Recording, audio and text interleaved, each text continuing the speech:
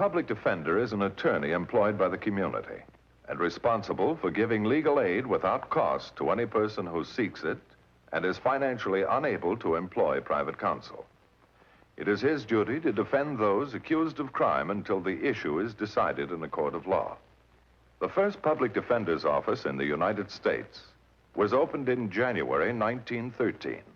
Over the years, other offices were opened. And today, that handful has grown to a network of lawyers cooperating to protect the rights of our clients.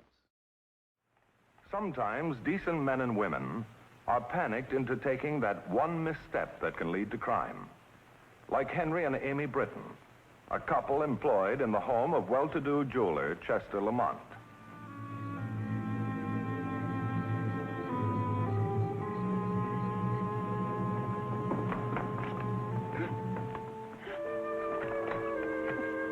All right, hand it out.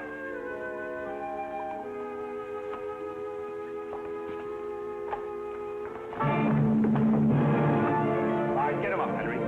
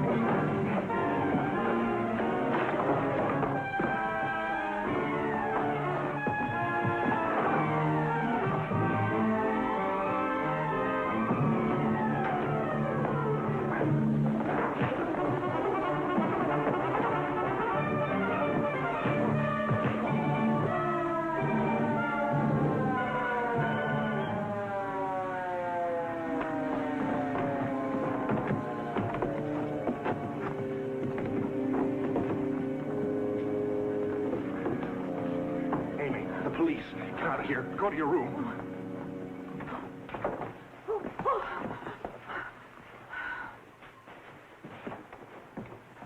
Henry, how did they get in here? He had a gun. Gun? Are you kidding? This was an inside job. Sure it was. The three of us were in prison together. That's right. How do you think we got the combination to the safe? Did this man have a combination to your safe, Mr. Lamont? I'm afraid he did, Sergeant. I gave it to him several months ago. Come on, you.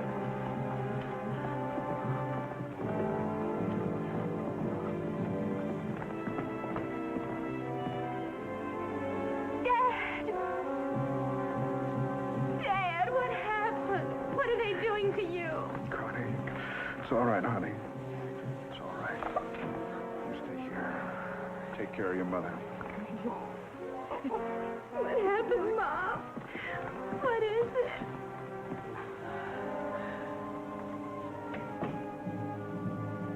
Several days later, when Henry Britton was arraigned by the court and found to be without funds, I was appointed to represent him. I looked at the date of the trial and the transcript of his record. My own court calendar was so crowded, I asked Judge Frey to continue the case until I could clear the others on my heavy docket. I thanked the judge and left without delay to interview my new client. In my first conference with him, I was impressed with his honesty and sincerity. Believe me, Mr. Matthews, it was no inside job, but prove it. I intend to prove it, Mr. Britton, but I need your help in getting my facts straight. Yeah, facts. It's just my word against the two of them. You first knew them in prison. Yeah, prison. Fool I was. Convinced myself I wasn't stealing the money, just borrowing it. Borrowing it?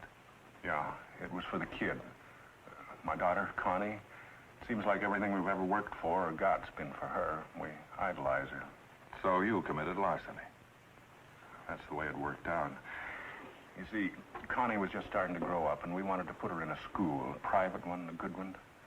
Well, first off, the school was filled. Then suddenly some kid couldn't go, and they notified us. Well, it was one of those places where you have to have the full tuition in advance, and I didn't have that much money. But I paid it back, Mr. Matthews. Believe me, I did. It's so much a week.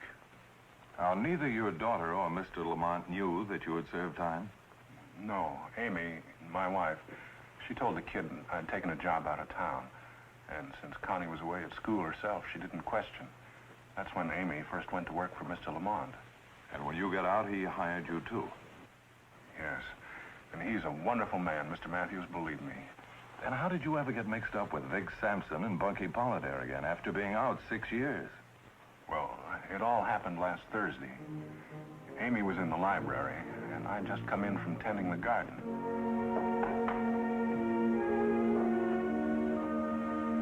Look at these, Amy.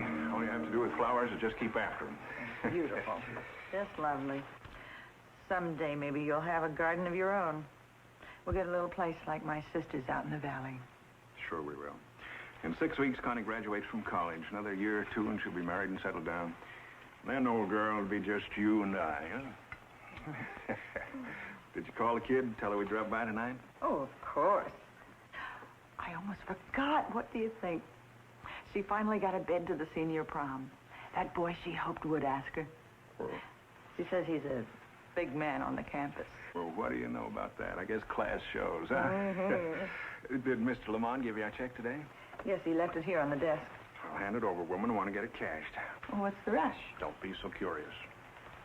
Well, the banks are closed. It's almost 5 o'clock. So what? George at the corner grocery will cash it for me anytime. I'll see him after dinner.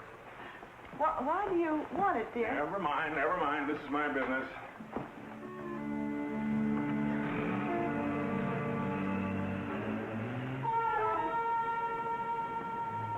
Well, Henry, imagine meeting you here. What? What is this? Take a good look. You should recognize me, even outside a stud. Yeah, I recognize you, Sampson. I don't want anything to do with you. Go on now. Lean back. Relax. You remember Bunky? What are you two doing? Looking for trouble? That's the one thing we don't want. Trouble. That's why we found you. Take him to the parking lot.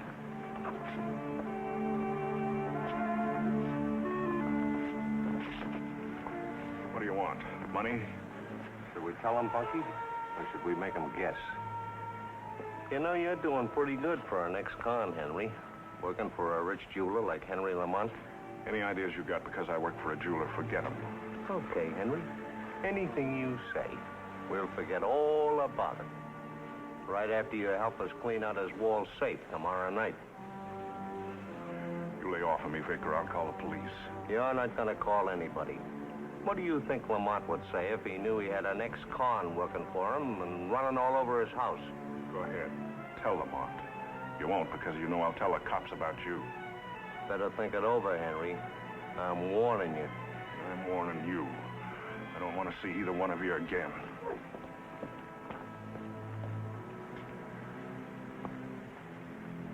Think you gonna let him roust us around like that? No, I'm not, Bunky. Maybe the jerk isn't afraid of Lamont. But I'm not giving up. If one thing don't spring him, something else will. And I'm gonna find out what that something else is.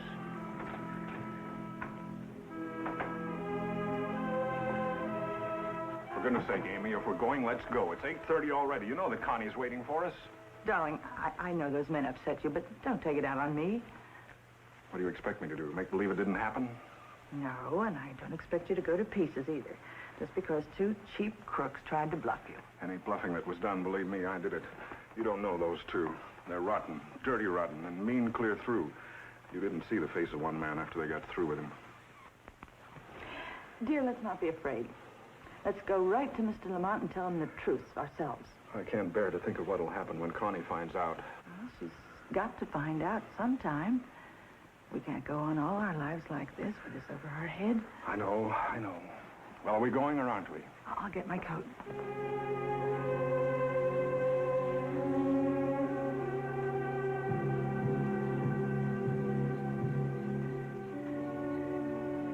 Honest, he's the best looking thing. Sort father reminds me of you, Daddy. Listen to that, will you? What'd you say his name is again? Frank Lloyd Robertson, Jr. Do you think it might be serious, dear? Well, I haven't met anyone I liked better. Oh, I guess Frank's sort of special. The real McCoy. Well, that's great, honey. Just great. And how does your Frank feel about it? I wouldn't know, but he did ask me to the prom. Well, you'll want to make a good impression, and Mother and I'd like to help a little. So we'd like you to take this money and buy a new dress for the dance. Oh. Now, listen, Dad, I don't need it. I've got a good dress. Honey, how many of your sorority sisters are going to this prom? Oh, I don't know. 10, 12, maybe. And how many of them will have a new dress? Most of them, I guess. Well, you're going to have one, too. Dad, Mom, please, you've done enough. I just won't let you sacrifice one more thing for me. Darling, it's never been a sacrifice. Never. You know who needs a new dress, don't you? You've had that suit as long as I've been in college. It's all right. We don't go many places. Well, you should. Both of you. When were you last to a show? A movie? Honey, if we wanted to go to shows or nightclubs or take a trip, we would. That sort of thing just doesn't happen to appeal to us, that's all. You see, dear, it's our pleasure to see that you have everything you need and everything to make you happy. Is it asking too much that we should want to be proud of you? Oh, Dad. Mom, I'll never be able to. Oh, well, we've got to be going, darling. Goodbye, Mom. Bye, my baby. Yep, my turn. Have a good time at Oh, prom Dad. now. See We you. want to meet this young man here someday. Thanks for the money. Bye, darling.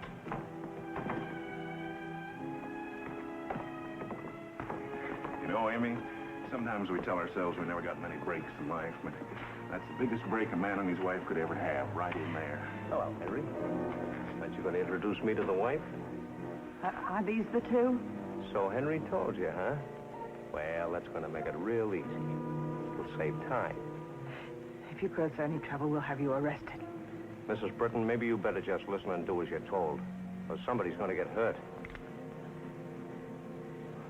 Vic, I'm warning you. You remember Bunky's knife up in the pen, don't you, Henry? And now that we know what a pretty kid your daughter is, well, I guess you know we're not bluffing. You wouldn't do a thing like that. You wouldn't dare. Shut up, Amy. Now you're talking, Henry. Real smart. And if you're just as smart about everything else, well, everything's going to be okay. What do you want? Tomorrow's the fourth Friday in the month. The night that Lamont brings home a couple of $100 grand in bracelets and rings, so he can take them down to Hot Springs in the morning and show them to his clients. He locks them in the safe. He's the only one that knows the combination. It's 10 o'clock Thursday night. That'll give you 26 hours to get the combination. Let me and Bunky in tomorrow night when we get there at 12:30. No, you won't do it. Amy, I told you, keep out of this. Atta boy, Henry. Show her who's boss. And don't try and arrange any surprises. Because now that we know where your kid is, we can get her any time we're ready. You two better be getting on home. You got a lot of thinking to do before tomorrow night at 12:30.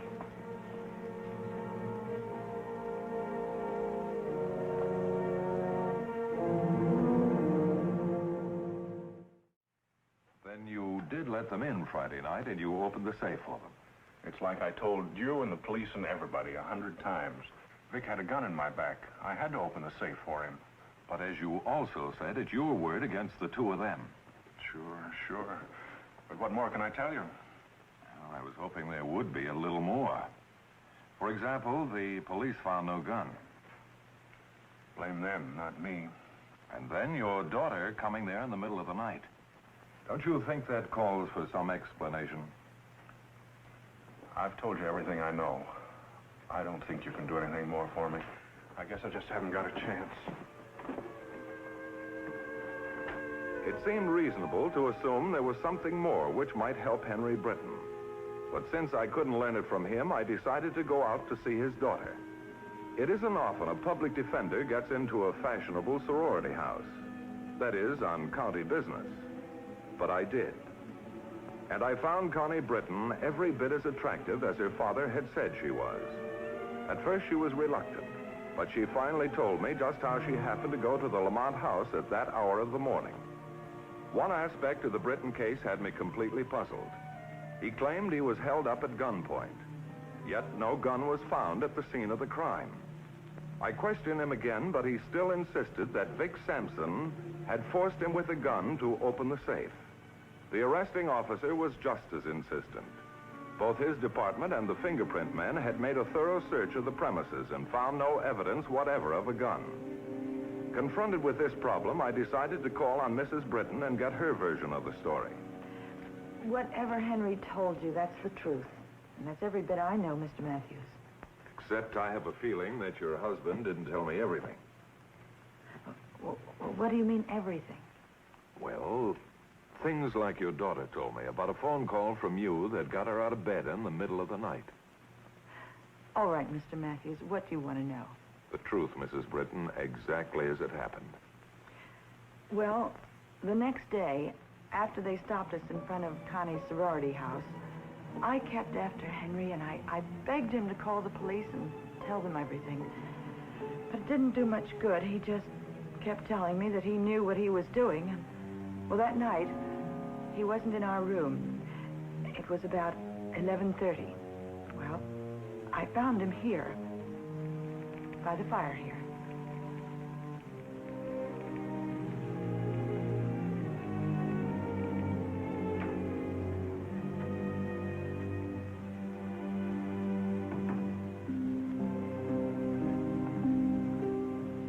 Doing, waiting up for them? What else can I do? What else? Did you ever think of doing what's right? What is right, Amy? What's right for one person's wrong for another. How right will you be if you disgrace us again? Oh, Amy, believe me, I know what I'm doing. I don't think you do. You don't even know the combination to the safe. Mr. Lamont gave me the combination to that safe months ago. All I ask of you is that you keep out of this and go to bed. Henry, for the last time, will you call the police? Let them handle it. What can the police do? Arrest them for thinking about robbing a safe? Those two would be out of jail in 24 hours. Then what would happen to Connie? Wake up, Mr. Lamont. At least tell him. Amy, for your sake and mine, get one thing through your head. Connie graduates in 6 weeks. Do you want to upset the whole thing? She has to find out sometime. Yeah, she's got to find out. If she lives long enough. We can't let anything happen to her. She's just a kid. Well, then let's go get her. Let's get her out of town. We'll take her to my sister in the valley. They don't know where that is. No, we can't. There isn't time. But you'll find time to spend the next 5 years in jail.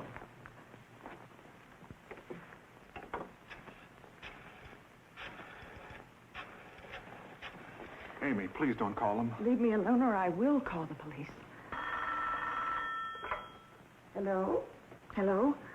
I'm sorry to disturb you at this hour, but this is Mrs. Britton, and I must speak with Connie. It's an emergency. Yes, please. Thank you.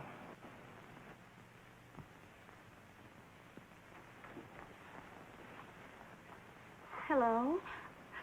Connie, darling, now just listen to me. Mom, are you all right? Connie, don't interrupt. Just listen. Now get dressed. Pack enough for a few days.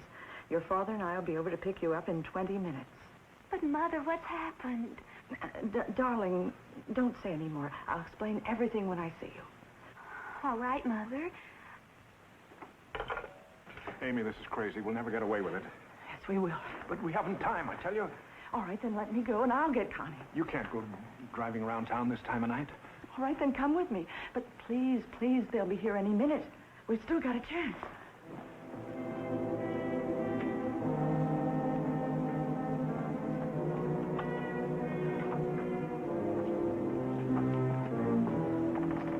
Well, Henry, I bet you just knew we'd be early. Okay, we're all here. Let's get on with it. The deal's off, Vic. You're even dumber than I thought you were. Come on, let's get going.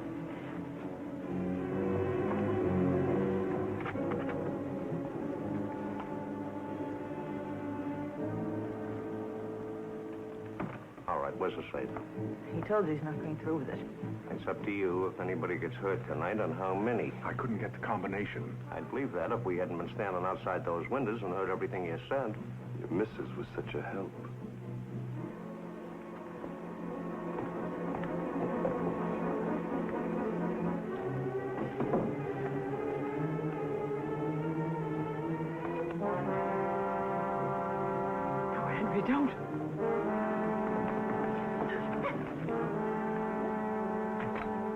All right, hand it out.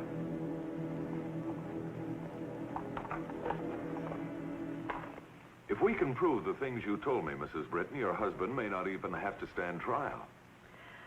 But how can you prove it? Those other two, all they've done is lie. Both you and Henry said that Sampson was carrying a gun, forced his way in with it. He did. He did. Funny thing, I checked again today with the sergeant and the officer who made the arrest. They tell me that neither one of them was carrying a gun. That's what I mean. How can we prove it? Well, we can try by doing a little backtracking. Well, first of all, my husband knocked it out of his hand up here at the safe. And then they fought. All right, get him up, Henry.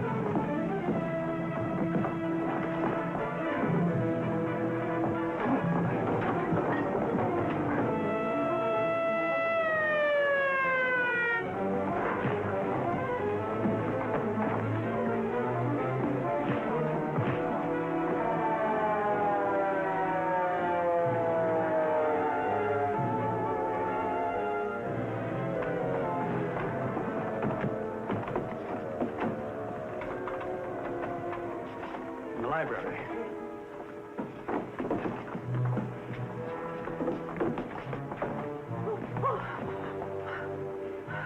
They fought all the way down here to the fireplace.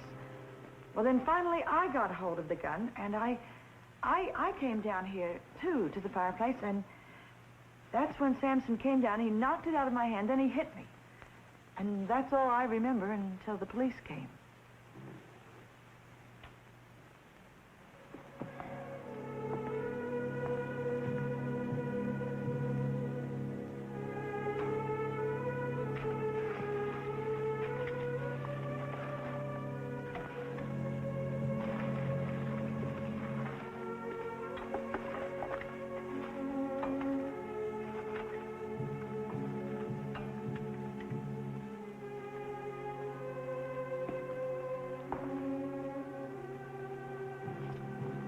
You know, Mrs. Britton, there's an old biblical expression.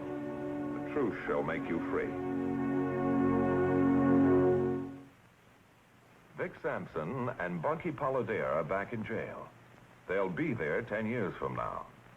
Henry and Amy Britton are still fixtures in the Chester Lamont household, but now they have some additional responsibilities, being proud grandparents to Frank Lloyd Robertson III. The case you have just seen was brought to a fair and just conclusion through the efforts of a public defender. Tonight, Philip Morris salutes public defender John Locke, Tulare County, Visalia, California, and his staff for outstanding achievement in the cause of justice.